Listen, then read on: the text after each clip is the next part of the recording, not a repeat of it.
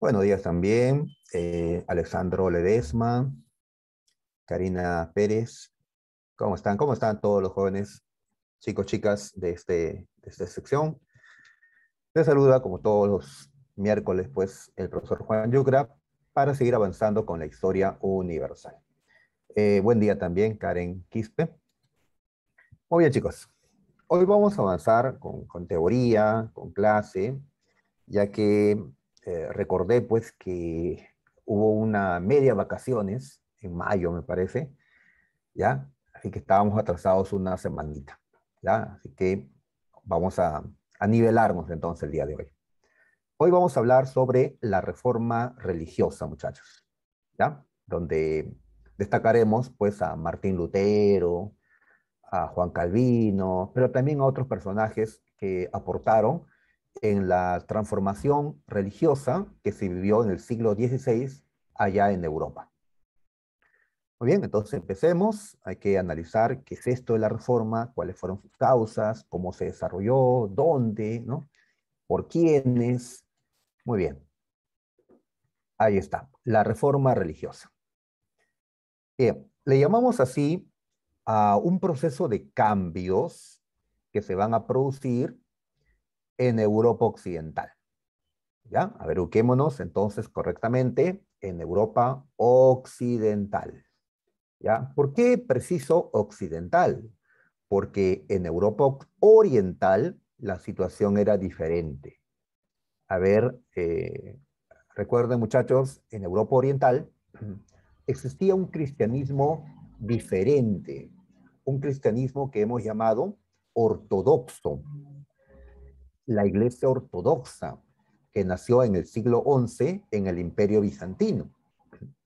Esta reforma religiosa que vamos a tratar eh, trata sobre la Iglesia Católica, cómo la Iglesia Católica se rompe y aparecen varias iglesias cristianas. Pues esto ocurre en Europa Occidental porque ahí estaba la Iglesia Católica. En cambio, en Europa Oriental estaba el cristianismo ortodoxo. Por eso, en ese territorio no se va a vivir esta reforma religiosa.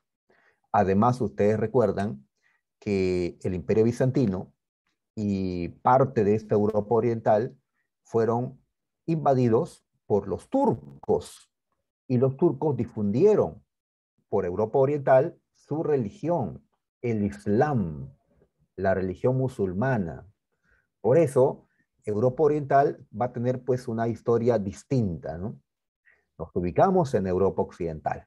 Esta reforma religiosa se va a vivir pues en Alemania, en Inglaterra, en Suiza, en Francia, en los Países Bajos, en diferentes lugares de Europa Occidental. ¿Cuándo? En el siglo XVI, en la Edad Moderna, como ya sabemos. Y a pesar que el título nos dice que el tema es de un contenido religioso, es cierto, hoy vamos a meternos a temas religiosos, pero la religión pues no se cambia sola, ¿no? Para que lo religioso cambie, pues tuvo que haber cambiado también lo económico, lo social y hasta lo político. Así que la reforma religiosa no fue únicamente un cambio religioso, no, implicó cambios económicos, sociales y políticos. Por eso hoy vamos a tocar también esos aspectos y no solamente hablaremos de un tema religioso, porque el capitalismo y el feudalismo y la burguesía y la nobleza y los reyes absolutistas y los papas, pues tienen que ver en este tema, ¿no? O sea, lo económico, social y político. Ahora, vamos a estudiar a la reforma religiosa eh, de dos maneras, ¿ya? A ver, primero, la reforma protestante, también llamado el protestantismo. ¿Qué es esto? Un movimiento que atacó a la Iglesia Católica, ¿ya? Que atacó a la Iglesia Católica y que logró que miles y miles de católicos dejen de serlo y ahora pasen a integrar otras iglesias. a las cuales llamaremos protestantes, ¿ya? Y de ahí el nombre Reforma Protestante o protestantismo.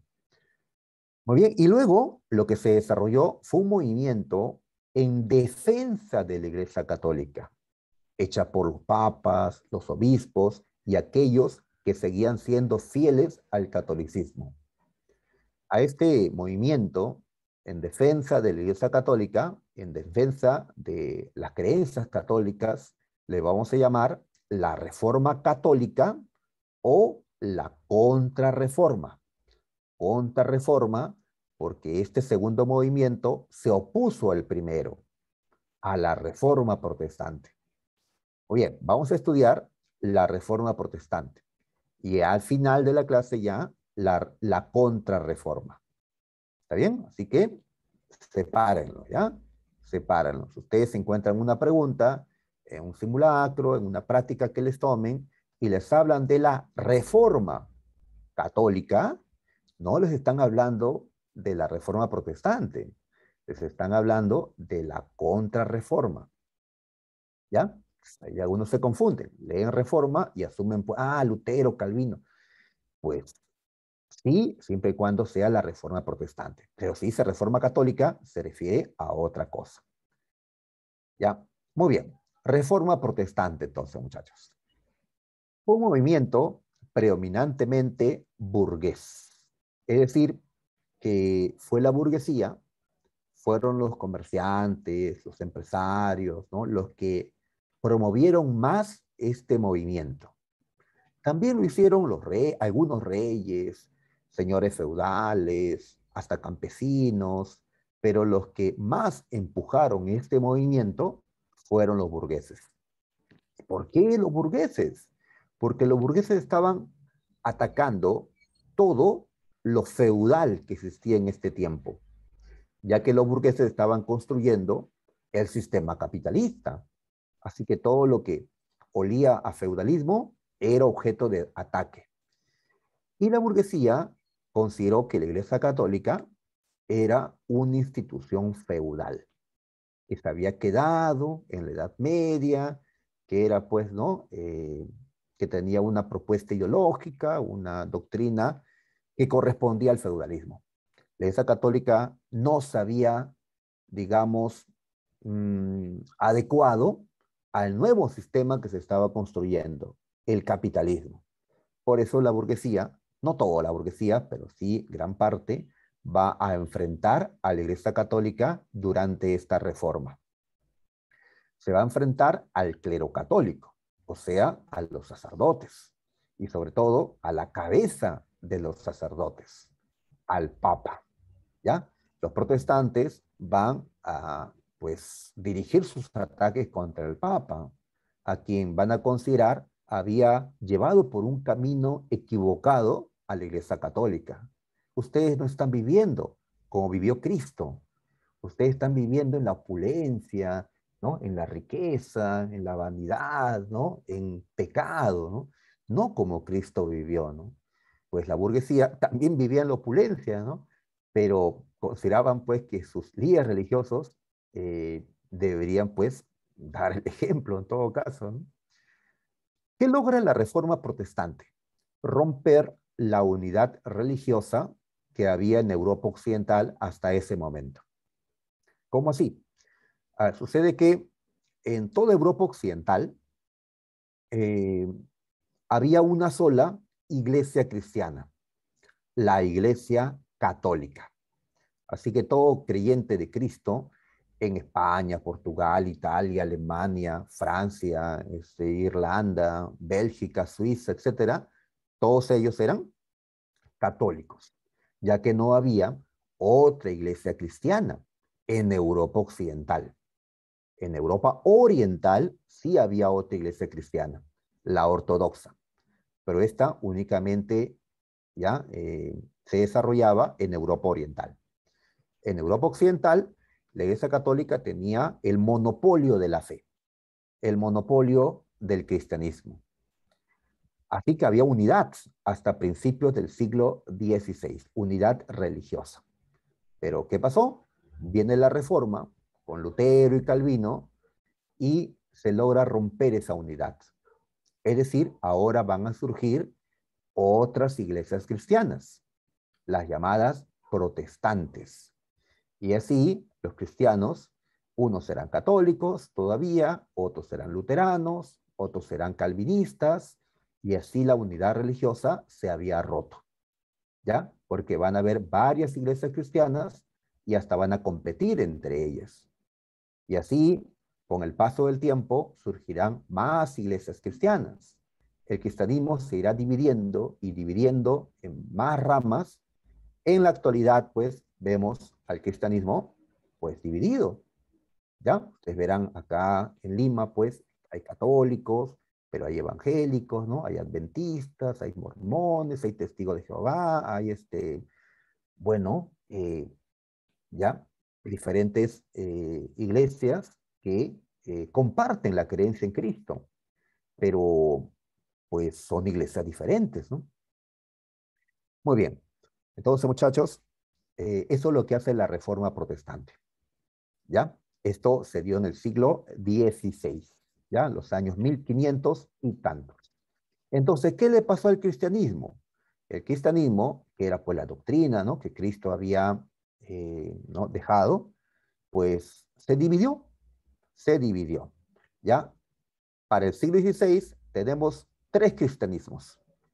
El cristianismo católico, que fue el inicial, ¿ya? En el siglo XI apareció el cristianismo ortodoxo, ¿ya? Cuando ocurrió esto que habíamos llamado, semanas atrás, el cisma de Oriente, ¿ya? Y ahora en el siglo XVI, y como consecuencia de la Reforma Protestante, surge el cristianismo protestante, ¿ya? Así es, que va a abarcar al luteranismo, el calvinismo y el anglicanismo. Ya más adelante aparecerán pues otras ramas cristianas, ¿ya? Entonces, el día de hoy tenemos que ver cómo es que surge esto que está al medio, ¿ya? Cómo surgen los protestantes. ¿Ah? ¿Qué pasó, pues? ¿Por qué tantos abandonaron a la Iglesia Católica? Fue un tiempo muy crítico para la Iglesia Católica. Hasta se pensaba que la Iglesia Católica iba a desaparecer,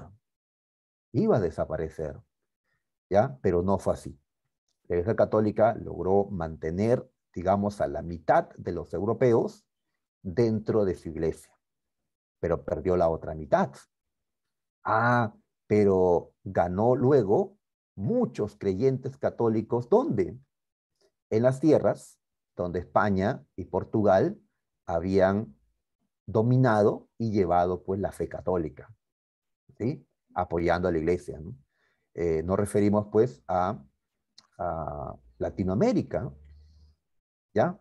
Perú, por ejemplo, ¿no? Que se va a convertir en católico pues a través de un proceso de conversión, ¿no? Que nuestra gente va ¿no? a pasar.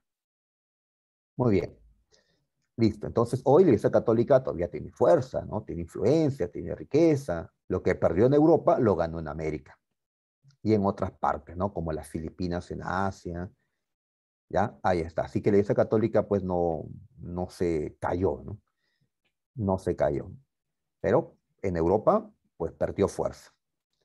Muy bien. Ahora, vamos a revisar aquí los antecedentes.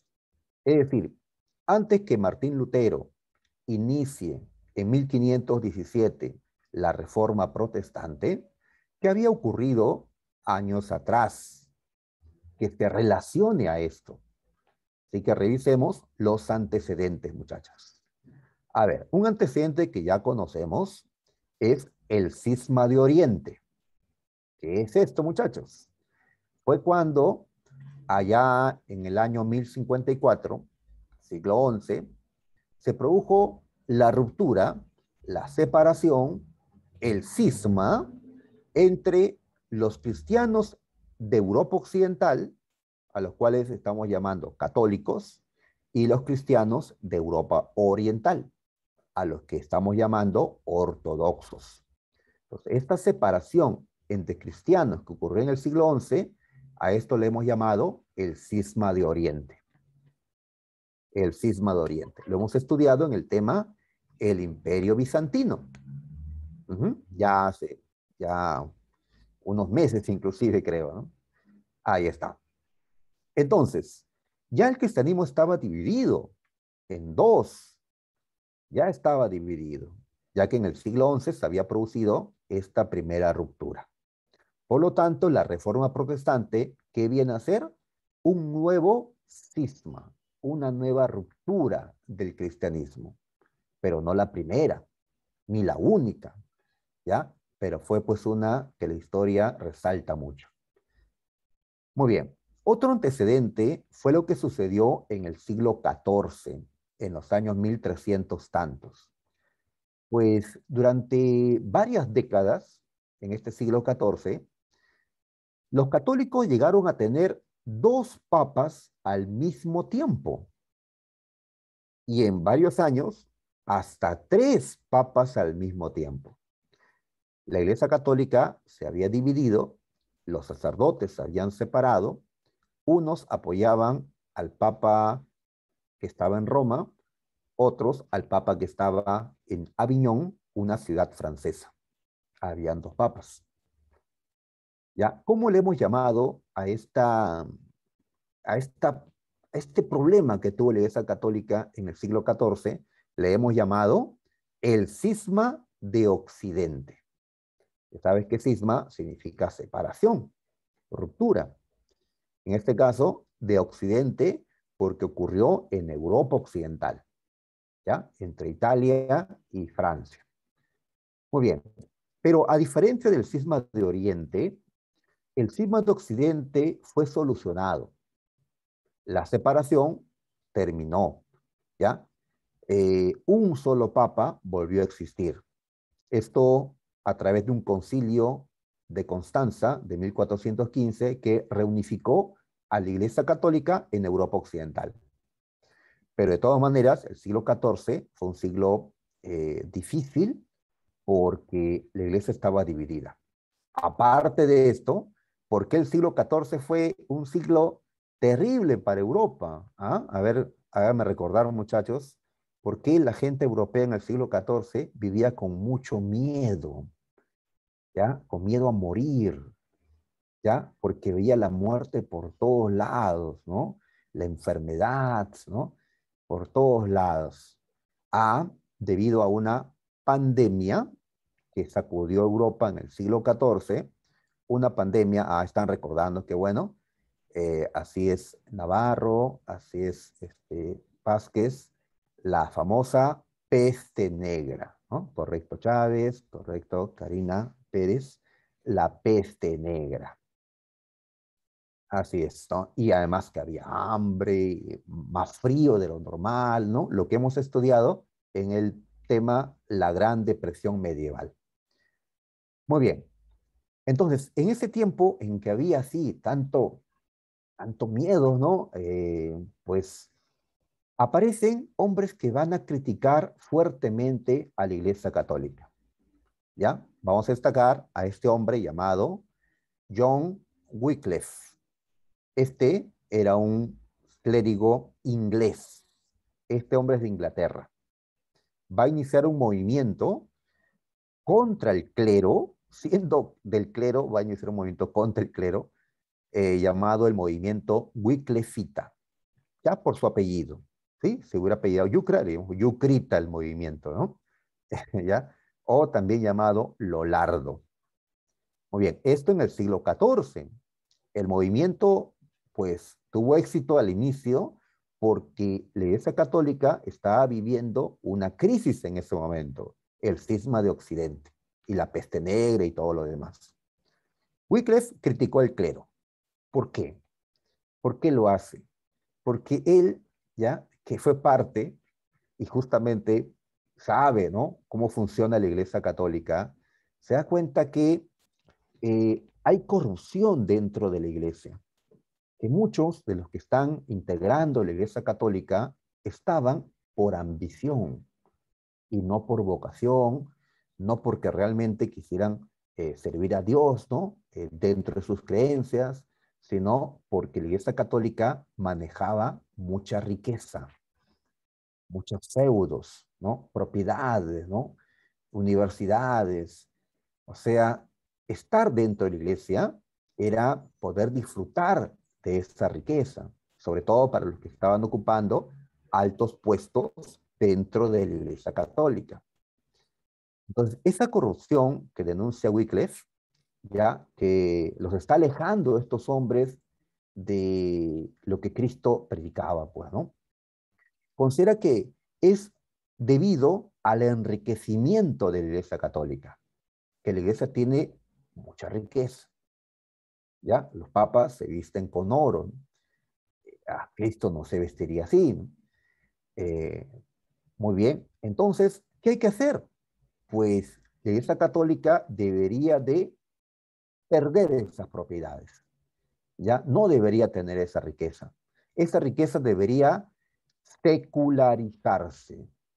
¿Qué significa esto de secularizar? A que algo deje de pertenecer a la religión, a la Iglesia Católica en este caso, ¿ya? Que pase a pertenecer a otro, pero no a la Iglesia, ¿ya? Y tal vez así recuperemos una iglesia, pues, ¿no? Como fue en los inicios. Ahora, Wycliffe también está en contra de que la Biblia se mantuviera en una lengua que la gran mayoría no conocía, no entendía. ¿En qué estaba escrito la Biblia? Pues en latín, ¿ya? El idioma oficial en la Iglesia Católica, pero que la gente común no sabía, no sabía, ¿ya? Pues en Inglaterra la gente habla inglés, ¿no? El latín solamente lo sabían pues los sacerdotes y pues quien había estudiado pues latín, ¿no? Como hoy ustedes estudian pues un idioma extranjero, pues ellos también estudiaban, ¿no? Pero pues una parte sabía realmente el latín, ¿no? La Biblia, ¿en qué idioma debería estar? Pues en el idioma de la gente. Si estamos en Inglaterra, debe estar en inglés. Así que Wycliffe va a atreverse a traducir la Biblia del latín al inglés. ¿Ya? ¿Cuál es la intención? Pues que llegue a la gente común y la gente pueda leer la Biblia. Estos hombres lo que van a defender es la libertad de la gente a acceder a la Biblia, a leerla, a interpretarla. La reforma se hace en nombre de la libre interpretación de la Biblia, ¿ya? Hoy, pues, cualquiera puede comprar una Biblia en su idioma, abrirla y leerla, ¿sí? Actualmente las Biblias están, pues, en las casas, más bien están cerradas, pues, la gente no lo lee. Pensar que aquí hubo gente que murió defendiendo el derecho de la gente a tener una Biblia en su idioma y a poder leerla e interpretarla como consideren, ¿no? Y gracias a eso, pues hoy disfrutamos de una libertad de creencias, ¿no? En la que podemos asumir la creencia que queramos o ninguna creencia y por eso no nos pueden perseguir, ¿no? Muy bien, ahí está, ¿no? Ahora, en Praga, lo que hoy es la República Checa, pues aparece otro, ¿no? Un personaje similar, Jan Hus. Jan Hus, ¿ya? Este personaje, pues, eh, hace lo mismo que Wycliffe. También critica a la iglesia, también traduce la Biblia. En este caso, al idioma checo, ¿ya? Al checo. Muy bien, pero Juan Hus es posterior. Cuando Juan Hus está haciendo esto, la Iglesia Católica se ha reunificado. En 1415, con el Concilio de Constanza, la Iglesia Católica se había reunificado, había superado su crisis del siglo XIV, había puesto fin al llamado cisma de Occidente. Pues entonces, ahora la Iglesia va a enfrentar a estos hombres que le habían cuestionado. Jan Hus fue llamado al Concilio de Constanza a que comparezca, ¿sí? Así como el Congreso llama pues a algún político para que dé cuentas lo que hace. En ese tiempo, este concilio llamó a Jan Hus. Y este fue y expuso sus ideas. pues le obligaron a que se retracte, pero no lo hizo. ¿Cómo terminó Jan Hus? Este hombre terminó así, como en esta imagen, ¿ya? Fue atado y fue quemado vivo, ya que fue considerado un hereje, ¿ya? Y la orden pues era una ejecución así, con una pena llamada la hoguera, ¿ya? Entonces, ¿qué hizo Jan Hus para merecer esto? Tradujo la Biblia, ¿ya? Que estaba prohibida por la Iglesia Católica. La Biblia solo debía estar en latín, había ordenado la Iglesia Católica, ¿ya? Por todo el cuestionamiento, Jan Hus fue quemado vivo. Wycliffe ya estaba muerto, así que el concilio no podía pues matarlo, ¿no? ¿Se puede matar un muerto? Ah, pues la Iglesia Católica que ordenó que desentierren a Wycliffe y que lo quemen, ¿ya? Bueno, técnicamente no mataron a Wycliffe porque ya estaba muerto, ¿no? Pero era pues simbólicamente ya una condena severa contra Wycliffe y contra todo lo que había dicho y hecho. Y estas Biblias traducidas al inglés o al checo fueron destruidas también. La Biblia se va a mantener en latín. Muy bien, entonces acá vemos una represión por parte de la Iglesia Católica, ¿ya? Que se resistía a escuchar, a cambiar. Por eso, 100 años después de esto, se va a dar la Reforma Protestante, ¿ya? Muy bien, entonces ahora nos preguntamos por qué se dio la Reforma Protestante. ¿Cuáles fueron sus causas? Bien, decimos que los burgueses van a promover esta Reforma Protestante porque buscaban un cristianismo diferente, una iglesia cristiana distinta, una que vaya más acorde al sistema capitalista, al considerar que la Iglesia Católica no se correspondía con el capitalismo. ¿Por qué no? A ver, por ejemplo, porque mientras la burguesía estaba acumulando riqueza, esto es lo que hace cualquier empresario, ¿no? Busca generar riqueza, ¿no? Busca acumular bienes, ¿no? Propiedades, pues hacerse rico. La Iglesia Católica, pues, criticaba esa acumulación de riqueza. ¿Mm? Lo criticaba, ¿no? Diciendo en la misa, por ejemplo, que es más fácil para un camello pasar por el ojo de una aguja que un rico entra a al reino de los cielos. La burguesía, pues, eh, buscaba más bien una iglesia que en vez de criticarle, porque ellos estaban acumulando riqueza, les diga algo diferente, algo como hoy se dice, hoy pues el capitalismo, ¿no? Ha triunfado, y hoy, ¿qué dicen? Ah, me voy bien en el negocio, Dios me está bendiciendo, ¿ya? Entonces hoy la burguesía, ¿no? Quiere escuchar eso, ¿no? Que el éxito es, pues, señal de una bendición por parte de Dios, ¿no? Entonces, Dios sí me está bendiciendo y me está dando bienes, ¿no? Pues la burguesía esperaba algo de eso. Y si la Iglesia Católica no cambia, entonces, pues hay que abandonarla y hay que formar otra iglesia cristiana. En esta reforma van a aparecer otras iglesias y la burguesía va a estar, pues, satisfecha con estas otras, con la calvinista, con la anglicana, sobre todo con estas dos, y no con la católica. La Iglesia Católica criticaba la usura. ¿Qué es esto? Es cuando se cobran elevados intereses a los préstamos, ¿ya? Pues eso es pecado, decía la Iglesia Católica. Sí, puede que sea pecado, inmoral, injusto, que el banco nos quiera cobrar tanto de interés por esto, aprovechándose de nosotros. Pero por más que sea inmoral o injusto, así es el capitalismo, así funciona. Si tú estás en necesidad y te acoges a estos préstamos, pues sabes, tienes que saber que vas a pagar mucho de interés. Yo por eso no tengo tarjetas de crédito, ¿no? Porque los intereses me llevarían a trabajar para el banco, ¿no? Y no, no quiero. Tarjetita de débito nada más. Muy bien.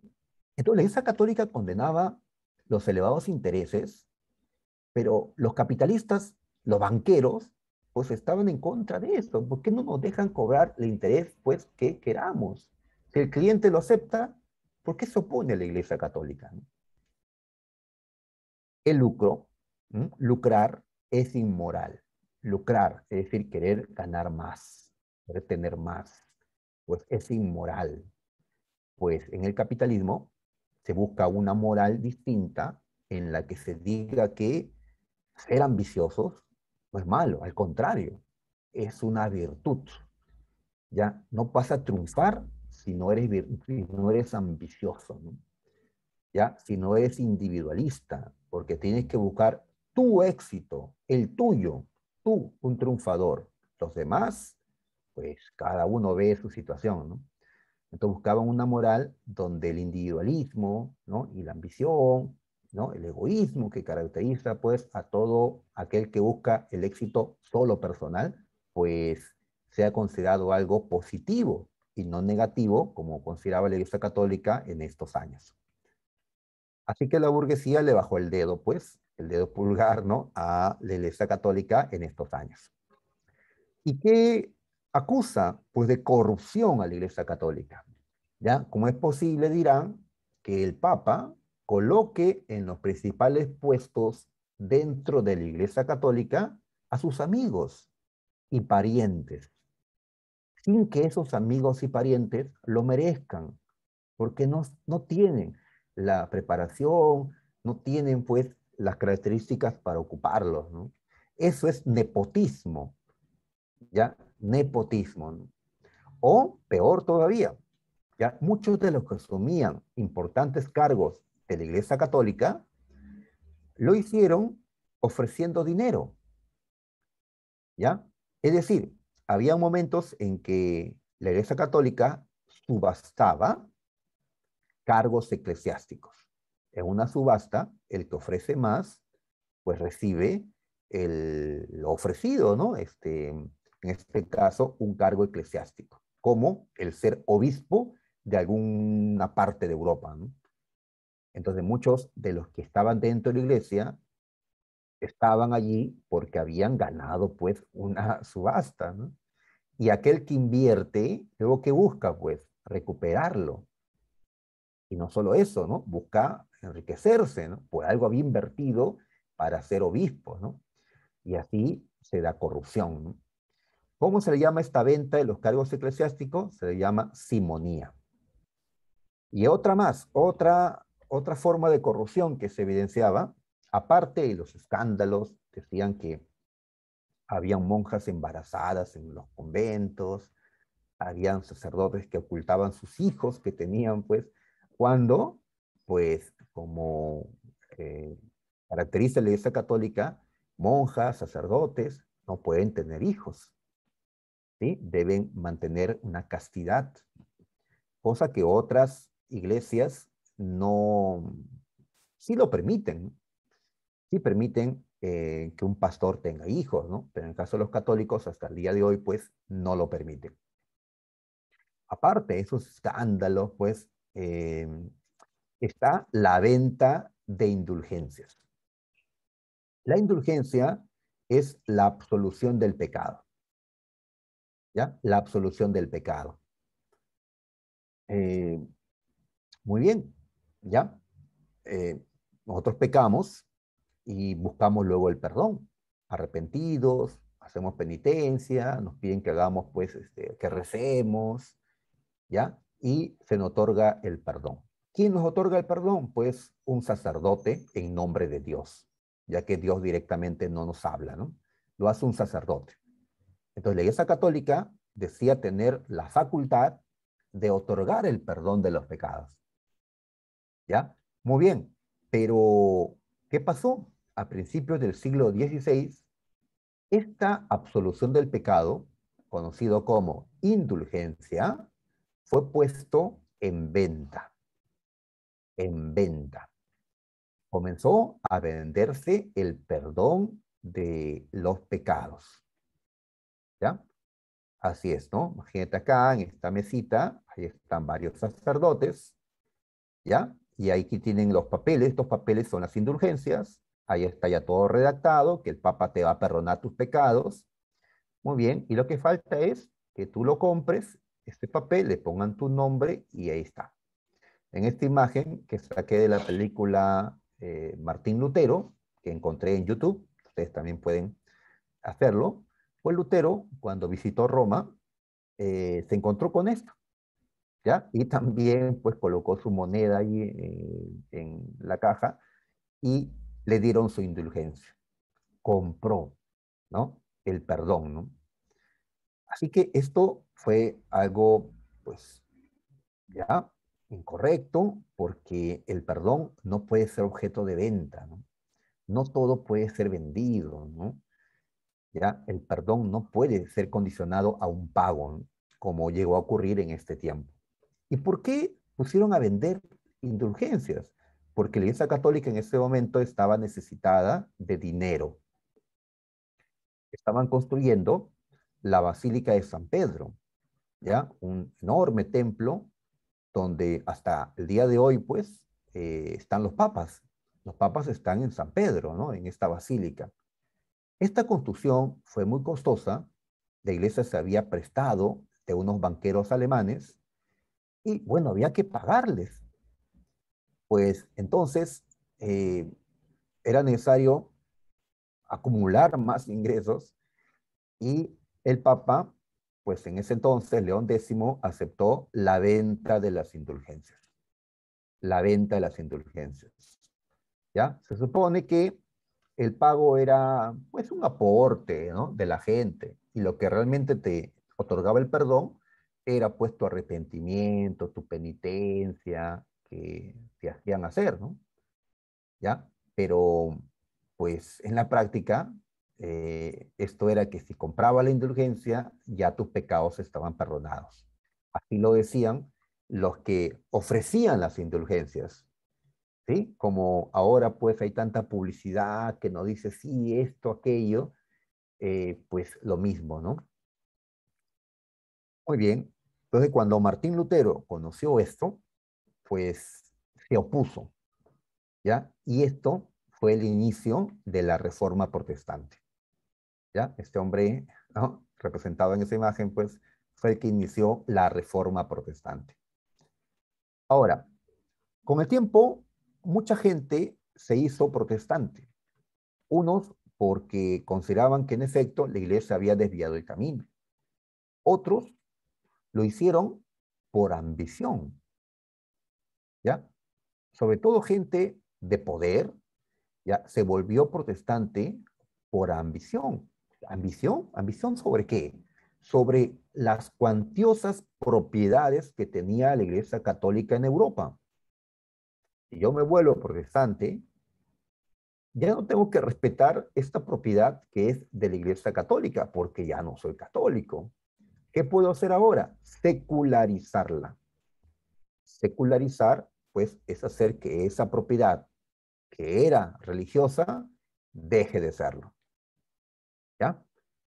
Muy bien. Entonces, la Iglesia Católica se va a perjudicar en este siglo XVI por las secularizaciones de sus bienes. ¿Ya? Sus propiedades van a ser despojadas. ¿Ya? Hubieron pobres que también tomaron, pero sobre todo gente rica, inclusive reyes y señores feudales, se apropiaron de tierras y otras propiedades de la Iglesia Católica. Así que la Iglesia Católica no solo perdió seguidores, perdió mucha de su riqueza en este, ¿no? momento. Bueno, ya conseguirá otra riqueza pues en América, ¿no? En otros lugares, pero perdió mucho en este tiempo. Se debilitó, por lo tanto. Muy bien. Ahora, ¿por qué también es posible la reforma en este tiempo? Ya, uno, porque está la burguesía. En la Edad Media no había, pues, en la época feudal no había burguesía que le enfrente. Ahora sí. Pero también está el hecho de que ahora los reyes se han vuelto fuertes. A diferencia de los reyes de la época feudal, medieval, los reyes de ahora han recuperado su fuerza y rivalizan con los papas. Antes el papa estaba por encima del rey. Ahora los reyes quieren estar por encima del poder de los papas. En este siglo XVI están surgiendo las monarquías absolutistas, aquellas monarquías en que los reyes van a concentrar el poder, ¿ya? Y para eso necesitaban debilitar a la Iglesia Católica. Lo van a hacer. ¿Cómo? A través de la Reforma Protestante. También otra causa que colocamos, el humanismo. ¿Recuerdas a los humanistas? Pues fueron intelectuales que admiraban la cultura clásica, van a criticar al clero y a todas las sociedades de su tiempo. Recordemos a Erasmo de Rotterdam, el autor de El elogio de la locura. Este hombre criticó fuertemente al clero, ¿sí? Pero Erasmo no rompió con la Iglesia Católica, no buscó la destrucción de la Iglesia Católica, buscó que dentro de la Iglesia Católica se permita la libertad de pensamiento, se permita pues libertades que la Iglesia Católica no permitía, ¿no?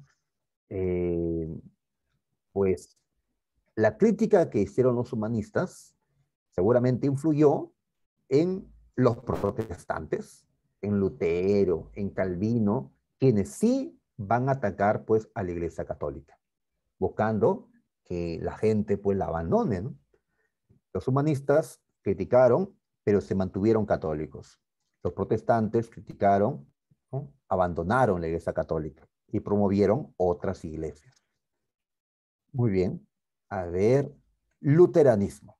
Así le vamos a llamar al movimiento que lideró Martín Lutero en Alemania en este siglo XVI. El luteranismo. ¿Ya?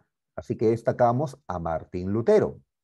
Él era un sacerdote católico, un monje de la orden de los agustinos, ¿ya? De la orden de San Agustín, no que vivía en el Agustino, ¿eh? Sino de los agustinos, ¿ya? Extraño el Agustino, antes casi todos los días iba por allá, ¿no? Ahora, bueno, ¿ya? ¿Cuándo acabará todo esto, no? ¿Cuándo me vacunarán, no? Pues volvemos con Lutero, a ver. Muy bien. Entonces decimos que Lutero era un sacerdote católico, ¿ya? Y él veía, pues, los excesos que su iglesia estaba cometiendo. Lutero quería corregir a la iglesia católica, hacerle ver al Papa que mucho de lo que estaba haciendo estaba mal.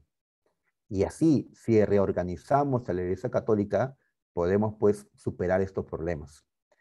Pero pues Lutero no lo consiguió, terminó rompiendo con la Iglesia Católica.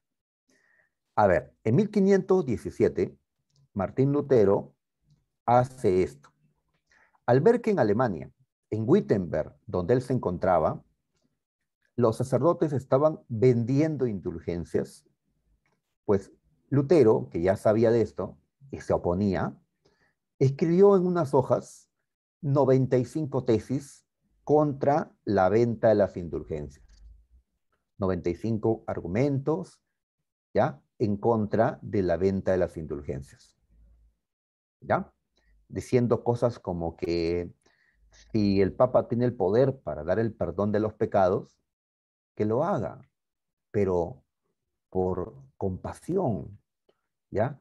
Por eh, caridad, ¿no? Por amor al prójimo, y no por dinero, ¿sí? Que Cristo no ve pues bien estas cosas, ¿no? Así que clava esas hojas en la puerta de la Catedral de Wittenberg, ¿ya? Para que lo puedan leer, ¿ya? Hoy pues tú harías tu publicación en una red social, ¿no? Pues en ese tiempo Lutero, ahí está, lo publica de esa manera. Ahí está. Lo escribió en latín para que la gente común no lo lea, porque esto estaba dirigido no a la gente común, estaba dirigido a los sacerdotes, al Papa León X.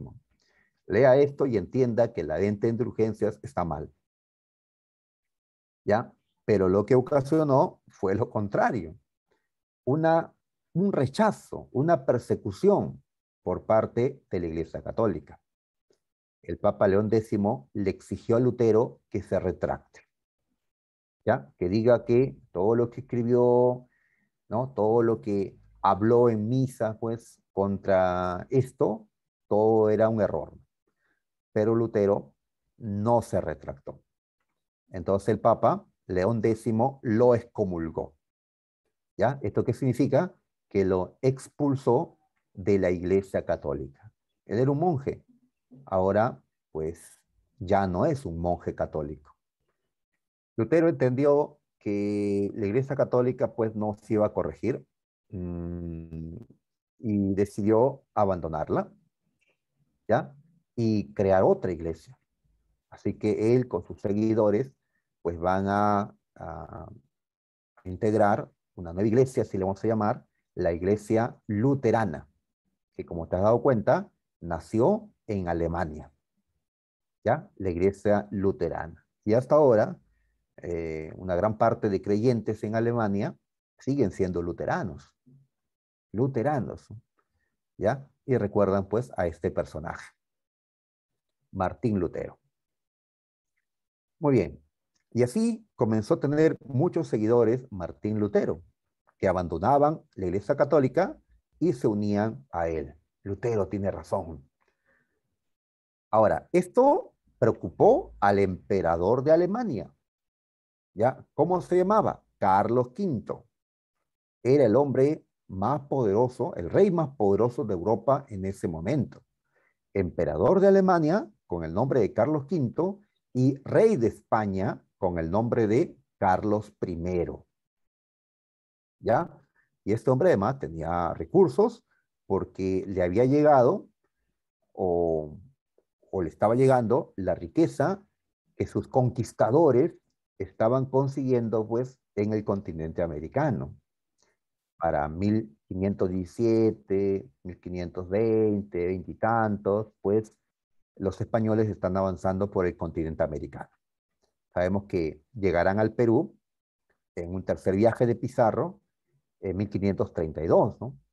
En ese tiempo, Carlos V está ya en lucha contra estos hombres, ¿no?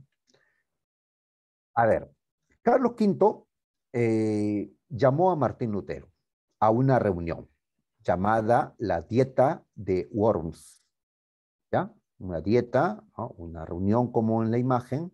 Worms es el lugar donde se dio la reunión. Así que, como nos lo muestra la imagen, se encontraron Martín Lutero, ¿ya?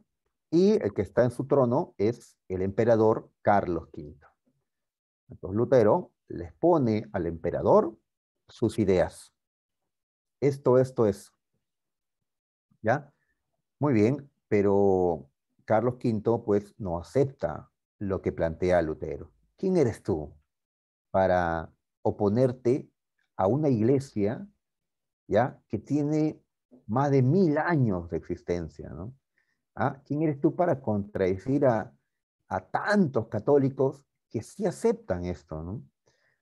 Pues ya, a veces la gran mayoría se puede equivocar y uno tener la razón. A veces pasa, ¿no? Pues el emperador no le hace caso a Lutero, le exige que se retracte, ¿ya? O será sancionado, ¿no? Lutero no se retracta, ¿no? Entonces el emperador, ¿ya? Decide desterrarlo, es decir, expulsarlo de Alemania, ¿ya? Para que no contamine, entre comillas, pues, la mente de los católicos de Alemania, ¿no? Muy bien, le pudo haber ido peor a Martín Lutero. Pudo haberle pasado lo que le sucedió a Jan Hus, que lo queme en vivo, ¿no? Lutero fue, eh, bueno, lo iban a expulsar, pero en el camino unos hombres lo secuestraron. No eran secuestradores, eran sus amigos que simularon el secuestro para esconderlo, ¿no? Y así Lutero escondido, va a poder seguir trabajando en favor del movimiento luterano. Muy bien, el emperador quiere llegar a un arreglo con los luteranos. Cada vez había más luteranos en Alemania, ¿ya? Y el emperador es católico, es recontra católico Carlos V, es nieto de los reyes católicos, Fernando e Isabel, si los recuerdan, de la época de Cristóbal Colón. Hace una nueva reunión, la Dieta de Spira. Lutero ya no va, pero va su gente, luteranos, y en esa reunión el emperador les, pues, exige que ya no propaguen su doctrina, que a cambio se aceptaría el luteranismo donde existe, pero queda prohibido su propagación. Pues frente a esto, los luteranos protestaron, estuvieron en desacuerdo, ¿ya?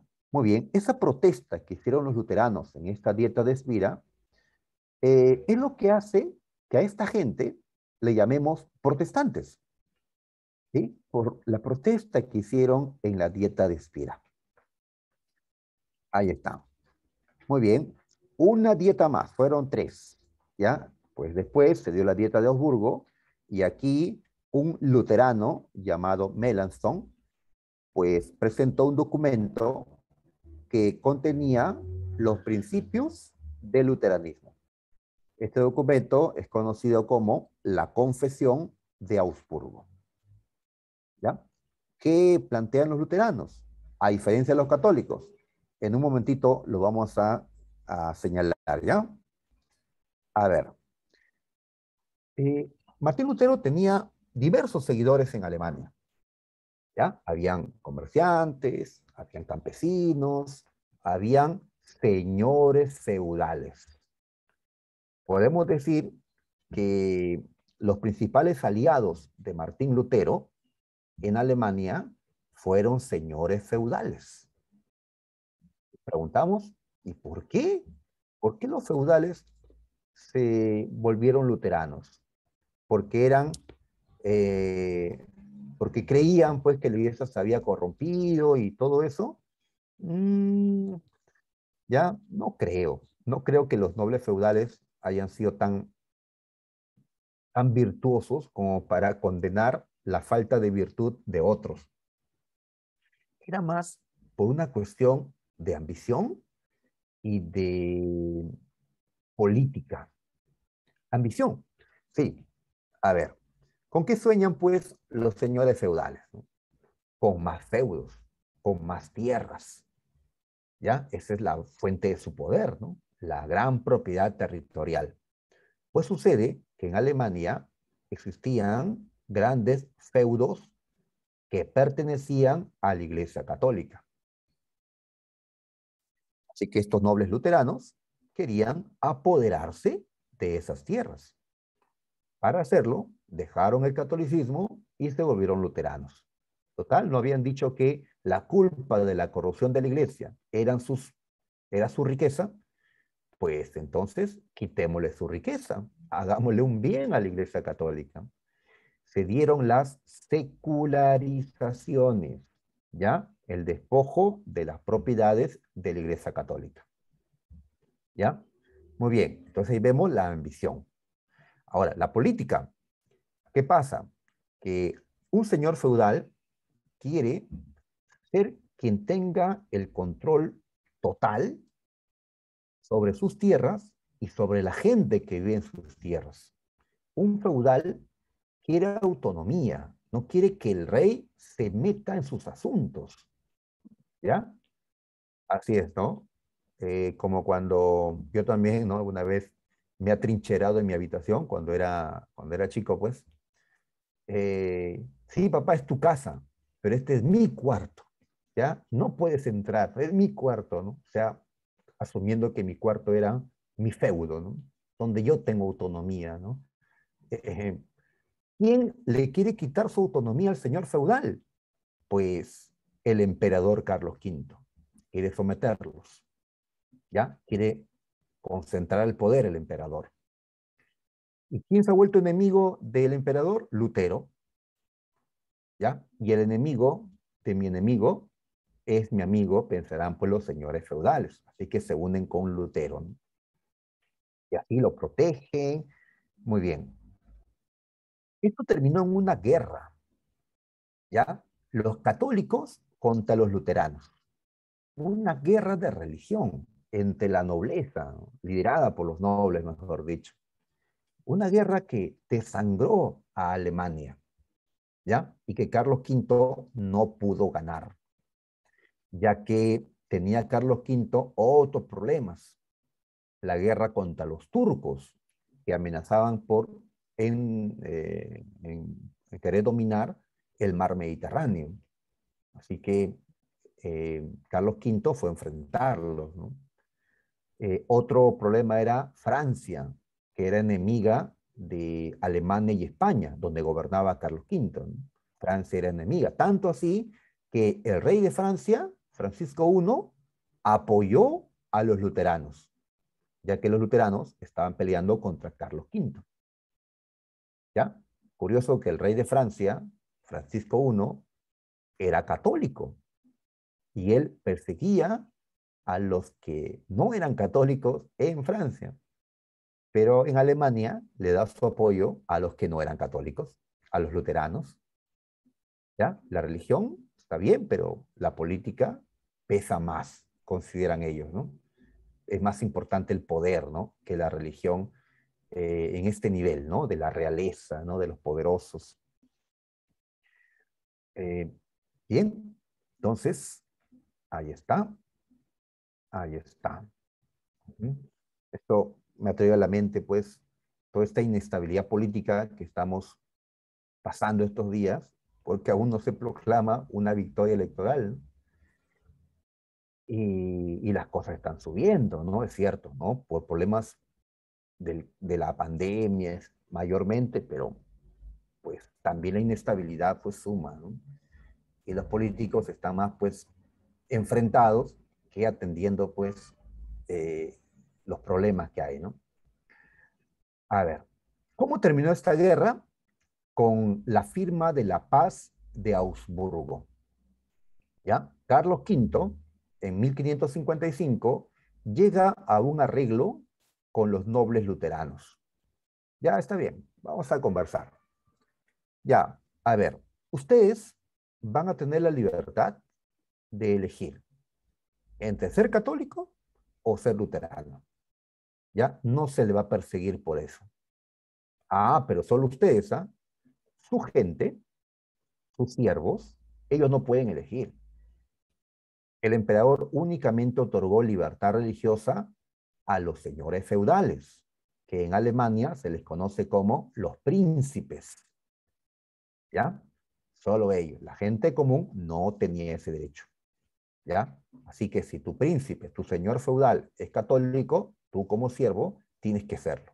Si eliges ser luterano, tú como su siervo tienes que serlo, ¿no? Había libertad religiosa solo para la élite, no para la gente común. Y otro punto era que estos príncipes querían pues mantener las tierras que le habían quitado a la Iglesia Católica. Peleaban para conservar esas tierras que les quitaron. Pues el emperador acepta, ¿no? Ya, pero no le pueden quitar más a la Iglesia Católica. Pues de esa manera había llegado, ¿no? A un término esta guerra y así Alemania se partía en dos. Bueno, se partía religiosamente, ¿no? Ya que una parte seguirán siendo católicos, pero una parte minoritaria y una mayoría de alemanes se habían vuelto luteranos. ¿Ya? La reforma triunfó entonces en Alemania. Si la reforma es la división religiosa, pues triunfó entonces en Alemania. ¿Ya? Muy bien. ¿Qué principios defienden los luteranos? A ver, ¿qué dicen los luteranos?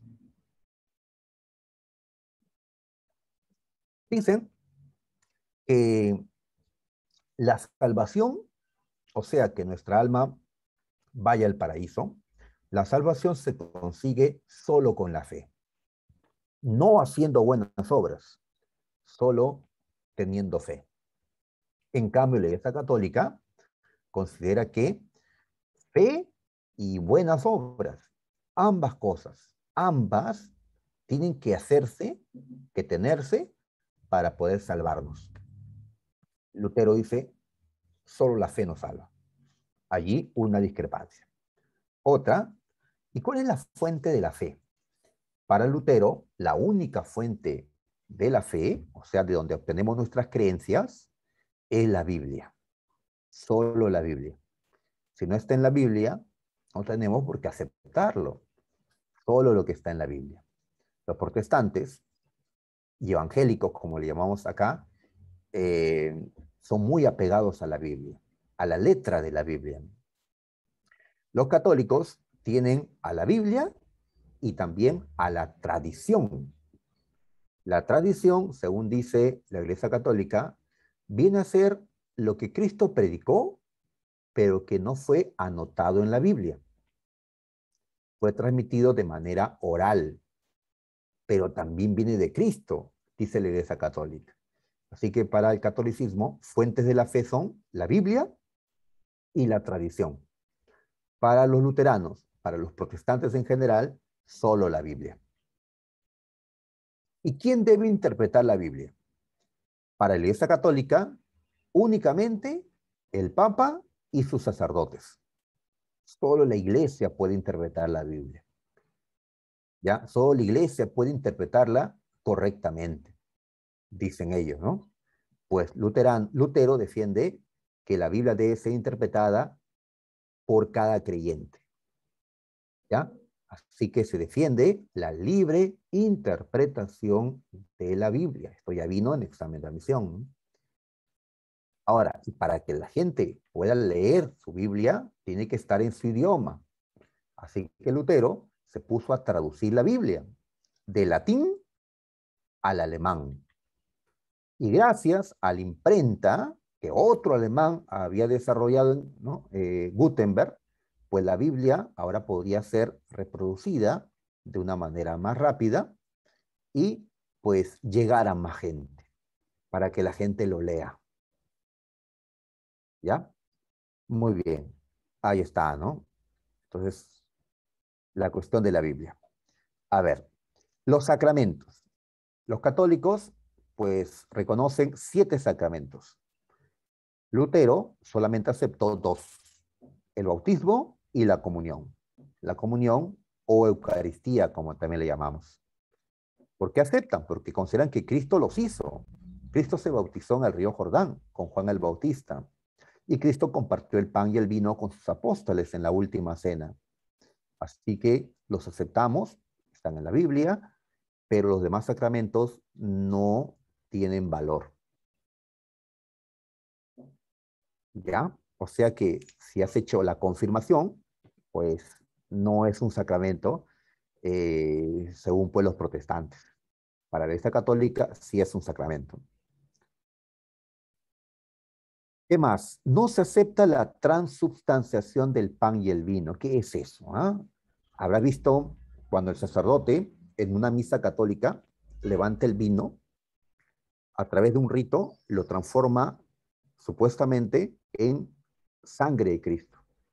Y la hostia que te da, ¿no? Que habrás recibido si eres católico, lo ha transformado en el cuerpo de Cristo. A eso le llamamos la transubstanciación. Es ¿no? un principio católico.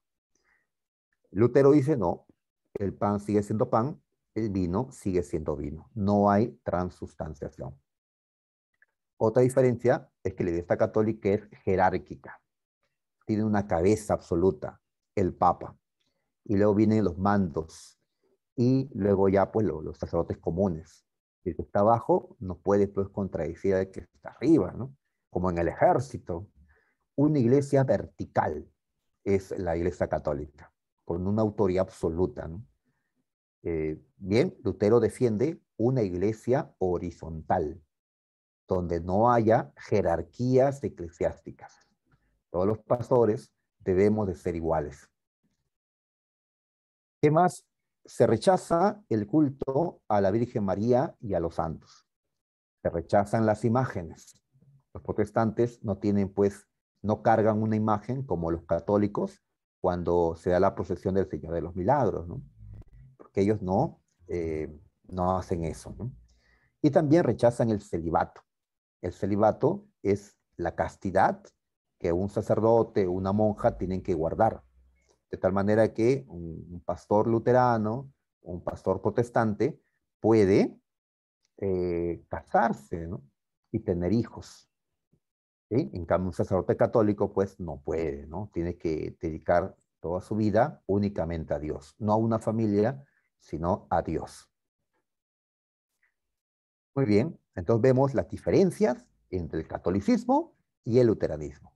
Ahora pasemos al calvinismo, ¿ya? El calvinismo.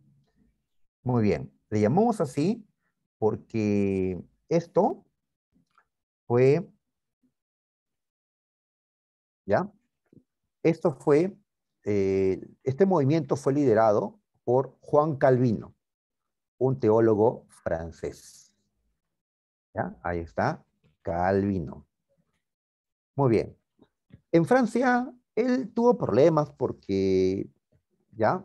El rey Francisco I era defensor del catolicismo, los franceses son pues muy católicos.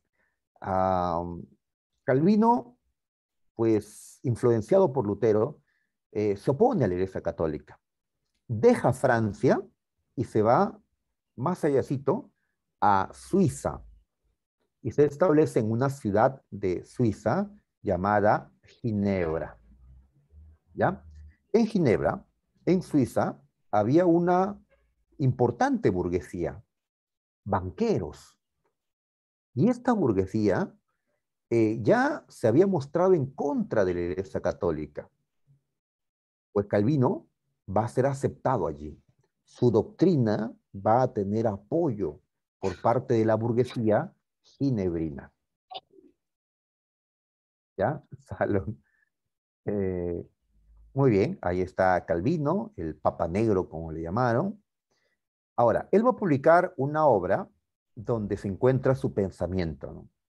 La institución de la religión cristiana, ¿ya? Base del calvinismo, entonces. Ahora, ¿qué principios defiende Juan Calvino? Pues eh, sus principios son muy similares a los de Lutero. O sea, Calvino también va a defender la libre interpretación de la Biblia como única fuente de fe, la fe como la única forma de salvación. Y así son los dos sacramentos y todo lo demás. Todo lo que hemos dicho, ¿no? Hace un momento, lo acepta también Juan Calvino. ¿Ya? No a la jerarquía eclesiástica, todo lo demás. ¿Ya? Pero entonces, ¿qué? ¿El calvinismo y el luteranismo son idénticos? No, porque el calvinismo va a tener otras características que el luteranismo no tiene, ¿ya? Siendo la característica más diferencial del calvinismo la siguiente, la predestinación, ¿ya? ¿Qué es esto? Pues es un concepto, ¿no? De la religión que considera que eh, Dios no nos va a juzgar eh, para que unos vayan al paraíso y otros al infierno. Dios ya nos ha juzgado. Dios, desde el inicio de los tiempos, ya ha decidido quiénes de nosotros se van a salvar, quiénes irán al paraíso y quiénes no. Dios ya eligió a los que se van a salvar con anterioridad. ¿Ya? Ya todo está establecido. ¿Ya? Ya hay un destino, el hombre ya tiene un destino establecido. ¿Se va a salvar o no se va a salvar? Y nada de lo que haga el hombre puede cambiar ese destino. Porque Dios en su inmenso poder ha establecido ya esto, ¿no? La creencia en la predestinación, ¿ya? En la predestinación. Así que ya entre nosotros, que aún estamos vivos, pues ya unos de nosotros se van a salvar y otros no. Y no depende de lo que hagamos, no, depende de la voluntad de Dios simplemente.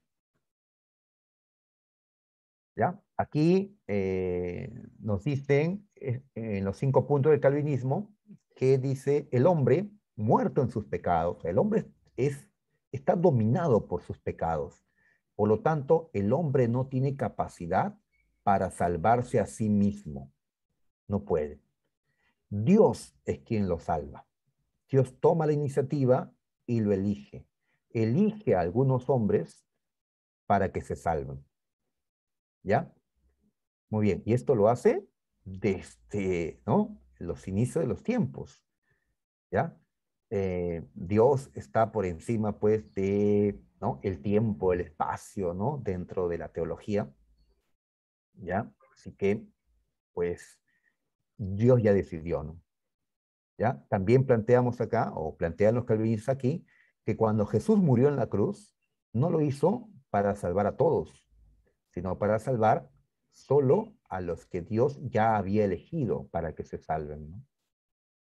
Y así, o sea que este calvinismo es un protestantismo más radical, porque sus ideas son más distintas, ¿no?, frente al catolicismo.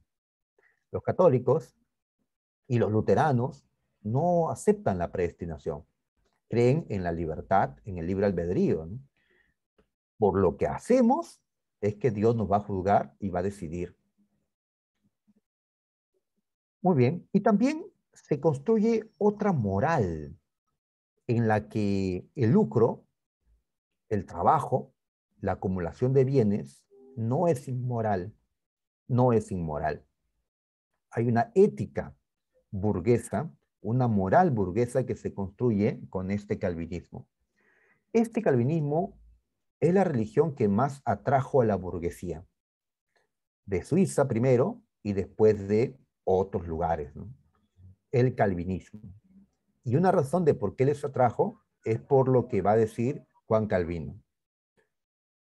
A ver, ¿y cómo sabemos nosotros que Dios ha decidido que nos salvemos? ¿Ya? ¿Cómo saber eso, no? Pues Calvino dirá que hay señales, ¿no? Si tú eres un estudiante y te va muy bien en los estudios, pues lo más probable es que sea porque Dios te está bendiciendo, ya que tú eres uno de sus elegidos. Si eres un empresario y te va bien, te da con mucho éxito en tus negocios, ¿será que Dios te está bendiciendo? ¿Será porque Dios te tiene entre sus elegidos? ¿Ya? Así que la burguesía tomó, o sea, el éxito en mis negocios es señal de que soy uno de los que se van a salvar. Esta religión sí me gusta, dirán, ¿no? Porque a mí me va bien en mis negocios, ¿no? Y así, pues dejaron el catolicismo e integraron el calvinismo, ¿ya? Muy bien, y esto los animó a los capitalistas, ya que como no era malo hacerse ricos, pues con la nueva moral, entonces a invertir, a trabajar, a acumular riqueza, a hacerse ricos, y por eso se dice que el calvinismo contribuyó a un mayor desarrollo del capitalismo. Ahora que ya no tenían pues esa incomodidad de escuchar a la Iglesia Católica, de que lo que hacían era pues inmoral. Bien, a ver, apurémonos. A ver, Ginebra se convirtió en una teocracia, es decir, va a estar gobernado por religiosos, calvinistas, ¿ya? Como este Juan Calvino. Ahora, para que no haya contradicciones con lo que planteaban, se va a perseguir a aquellos calvinistas que, pues, digamos, contradigan el calvinismo oficial. Y así como los católicos tuvieron una inquisición que perseguía a los herejes, igual el calvinismo va a tener en Ginebra un consistorio, un tribunal que va a perseguir pues a aquellos que pues estaban, digamos, contrariando, ¿no?, estos, ¿no?, estos principios. Muy bien. Como Ginebra estaba dominada por los protestantes calvinistas, se dice que Ginebra fue la Roma del protestantismo.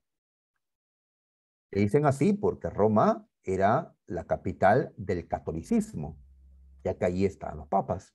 Entonces, dicen pues que Ginebra es entonces la Roma del protestantismo. Muy bien, y no solo tendrá seguidores pues en Suiza, también en Francia, su tierra natal. En Francia están los hugonotes, que eran los calvinistas de ese país. Muy bien, ahora nos vamos a Inglaterra. ¿Ya? A ver, allí se desarrolló el anglicanismo. Este movimiento protestante fue liderado por el rey Enrique VIII de la dinastía Tudor. Este rey al inicio había defendido a la Iglesia Católica, pero luego decidió romper con ella, porque Enrique VIII se imaginaba, si rompemos con el Papa, puedo fundar mi propia iglesia y yo ser su jefe. Y todas las propiedades de la Iglesia Católica en Inglaterra las secularizo, o sea, les quito a la Iglesia Católica, como lo están haciendo los señores feudales de Alemania. Pues Enrique VIII, para ganar poder político, para conseguir riquezas para él y para su reino, decidió liderar la reforma religiosa, la reforma protestante en Inglaterra. ¿Ya? Ahora, para romper con la Iglesia Católica, buscó un pretexto. Él estaba casado con una española, Catalina de Aragón, que era tía del rey Carlos V. ¿Ya? Pues Enrique quería romper ese matrimonio porque quería este, separarse de esta mujer, ya que él quería tener un hijo varón, un heredero varón, pero Catalina solo le había dado una hija, María, y Catalina, por la edad que tenía, ya no podía tener más hijos. Entonces Enrique quiso pues romper su matrimonio con ella y casarse con su amante. ¿Quién era ella? Ana Bolena. Ella, pues, era más joven, podía darle el hijo varón que Enrique quería. ¿Ya? Entonces, Enrique, el rey, le pide al papa de ese momento que le anule su matrimonio. No divorcio, ¿ah? Porque no hay divorcio en el matrimonio religioso. Pero sí se puede declarar nulo un matrimonio si es que hay causales, que lo establece la Iglesia Católica. Pero no había causal en este caso. El Papa no acepta anular el matrimonio de Enrique con Catalina de Aragón. Entonces, muchachos, Enrique le pide a sus sacerdotes en Inglaterra que le anulen su matrimonio. Así que el Papa lo excomulga a Enrique VIII, ¿ya? Lo expulsa de la Iglesia Católica. Muy bien, esto justamente era lo que buscaba Enrique. Entonces, muy bien, yo voy a formar mi propia iglesia en Inglaterra. Y así lo hace. Enrique, ¿ya? A través de la ley, el acta de supremacía, va a fundar una iglesia llamada anglicana, una iglesia nacional, es decir, propia de este reino, ¿no? En la que el jefe de la iglesia era el rey. Y hasta el día de hoy, el jefe, la cabeza de la iglesia anglicana, pues es el monarca de Inglaterra, ¿no? ¿Qué pasó con los bienes de la Iglesia Católica? Pues fueron tomadas por Enrique VIII. ¿Ya? Fue un golpe fuerte a la Iglesia Católica porque perdía toda Inglaterra, ¿no? Fieles, propiedades, el apoyo del rey. Ahí está, ¿no? Así que si van a Inglaterra, pues van a encontrar pocos católicos allá, ¿no? La mayoría protestantes. Muy bien. Por cierto, cuando Ana, la segunda esposa, dio a luz, pues dio a luz a una mujer. Enrique tenía otra mujer, otra niña, ¿no? ¿ya? Y él quería un heredero varón, ¿no? ¿Ya? Pues eh, tiempo después acusa a Ana Bolena de haberle sido infiel y la condenan a la decapitación. Enrique le cortó la cabeza a Ana Bolena, ¿no? Y se casó con Juana, quien le dio pues ya un hijo varón, Eduardo. ¿Ya? Enrique llegó a tener 6 esposas en su vida, una tras otra, claro está, ¿no? Ahí está Enrique. Muy bien. Tomás Moro, un humanista inglés, autor de Utopía, criticó lo que Enrique estaba haciendo. Moro se había opuesto a que Enrique rompa con la Iglesia Católica. Así que Enrique, el rey, le cortó la cabeza a Tomás Moro. ¿Qué estamos viendo acá, muchachos? Que el absolutismo estaba apareciendo, con reyes como Enrique VIII, Carlos V, ahora mencionamos a Isabel, a Felipe, pues después a Luis XIII, Luis XIV, los reyes que hacen su voluntad prácticamente.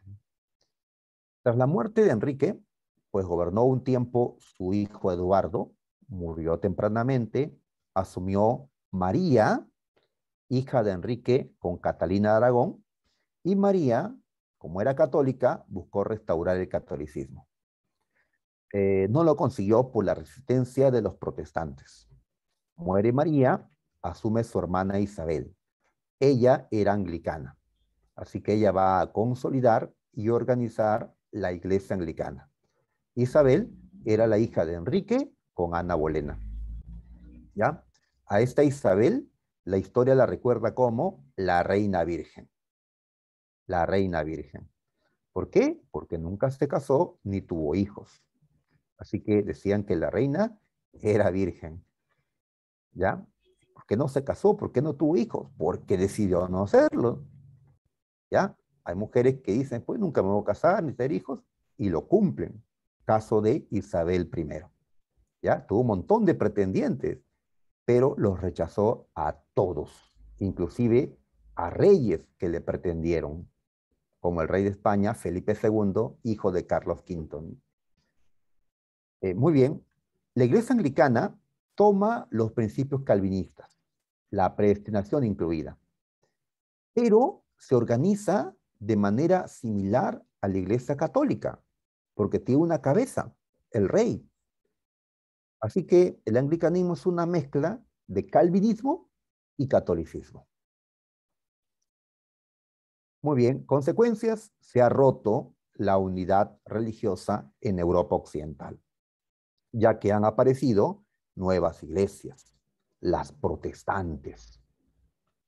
¿Ya? La Iglesia Católica se ha debilitado con todo esto. ¿Ya? La Biblia ahora está siendo traducida a diferentes lenguas, inglés, ¿no? Alemán, ¿no? Y así, pues, el capitalismo se desarrolla más con el triunfo de la Reforma Protestante. ¿Ya? Pero ya siempre hay quienes se oponen, ¿no?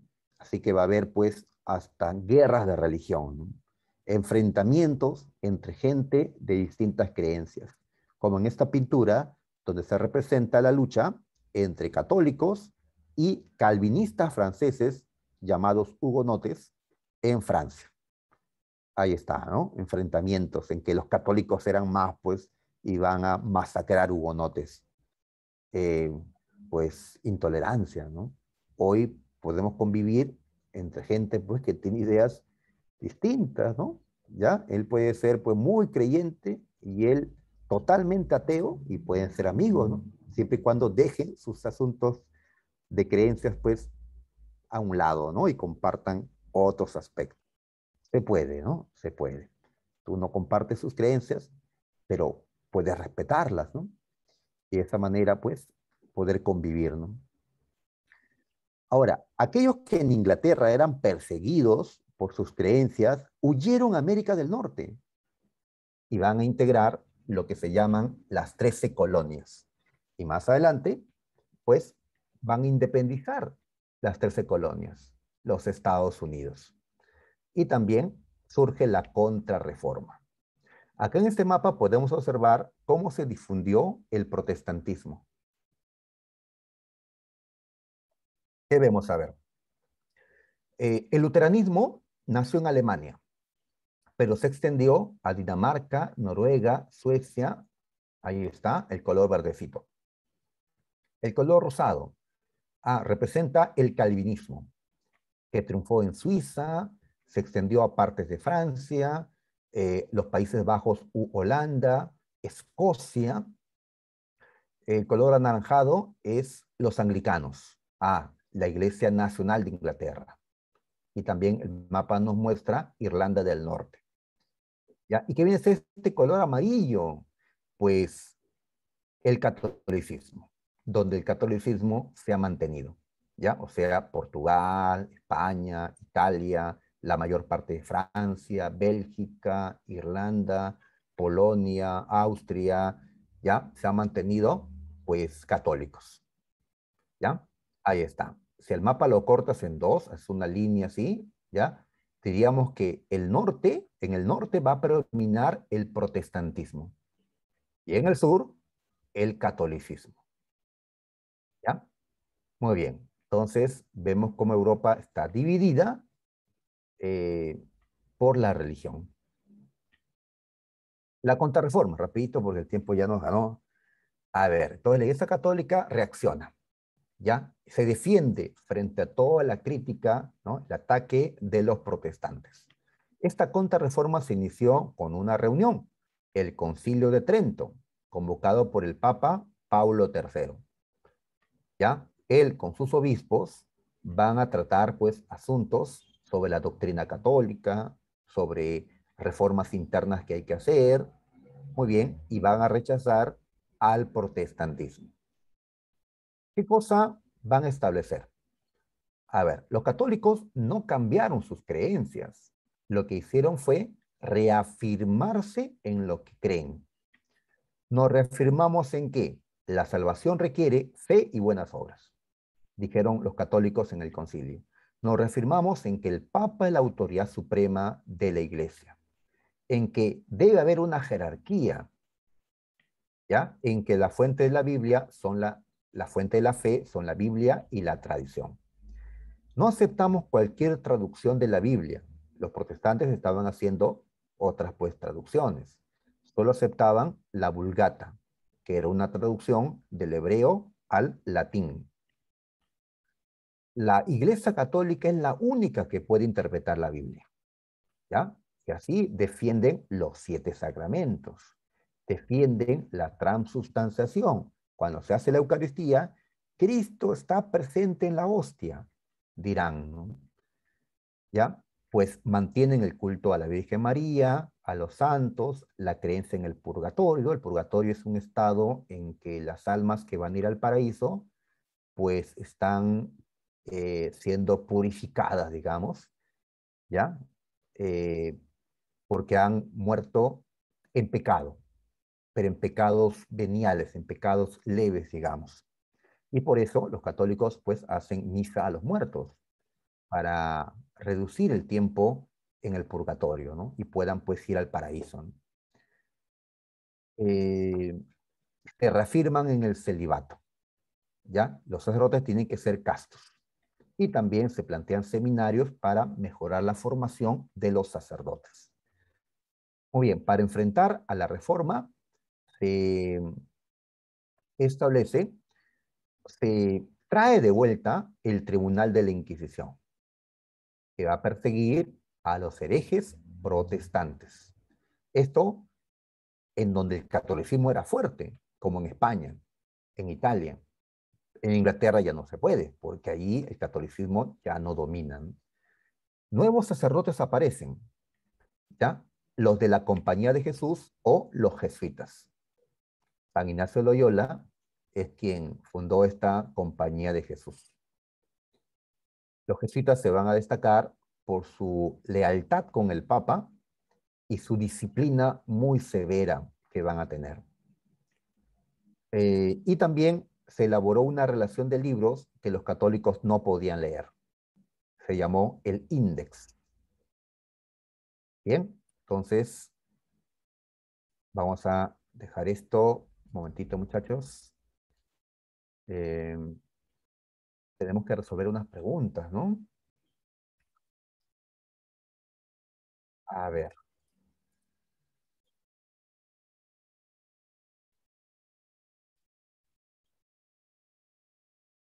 a ver un segundo. Estoy confirmando algo.